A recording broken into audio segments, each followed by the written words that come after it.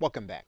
We are now ready to go on to step 3 and we'll want to save any changes that we made in step 2 by clicking the green button. That will save our form and then we're going to click go to step 3. You're going to have a section where if you are comfortable installing your form using HTML, you can click this box. If you're going to have your web designer or coder install your form, you can actually send them an email through this link. And if you're going to have Aweber host the form on their site, you can actually do that also. So we're going to start by looking at the first choice, which is I will install my form. Once you open the install my form link, you'll see that there are two sides. You'll see a JavaScript snippet and a raw HTML snippet. Now let's talk about the two snippets. Now the JavaScript snippet, when you take this code and you place it on your website, any changes that you make inside of Aweber will be made on your website automatically. So you don't have to make any changes in the code in order to change something that happens in Aweber. That is not the case if you place the raw HTML code. The HTML code you use, if you make any changes in Aweber, you're going to have to come back and get the code again to have those changes reflected on your website. Now, another difference inside of the raw HTML version is that you'll notice that there is a box here that you can include beautiful form styles or you can uncheck them. And you'll notice that the code actually changes.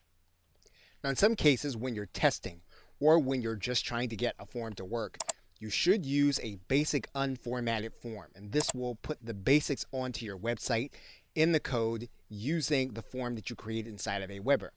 Now, if you do want the additional formatting that Aweber offers, you can actually use the beautiful form styles. So we're going to now close the install my form box. I'm going to open up the my web designer will install my form, and what you'll notice is that all that's here is your designer's email and a message. So what this will do is this will allow you to send a message to your designer with the code so that they can put it onto your website. Lastly, you'll see here that there is a box here that says have Aweber host my form.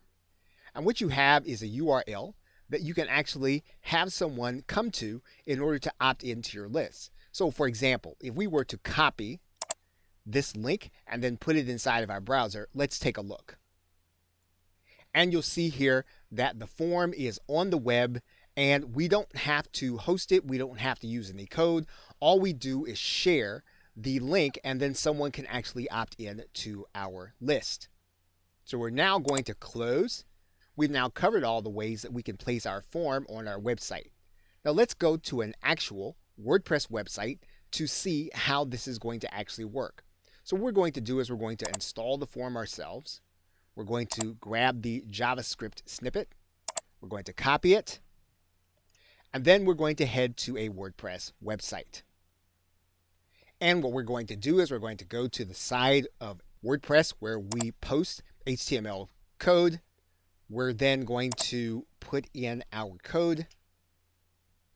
And then we're going to give this post a title.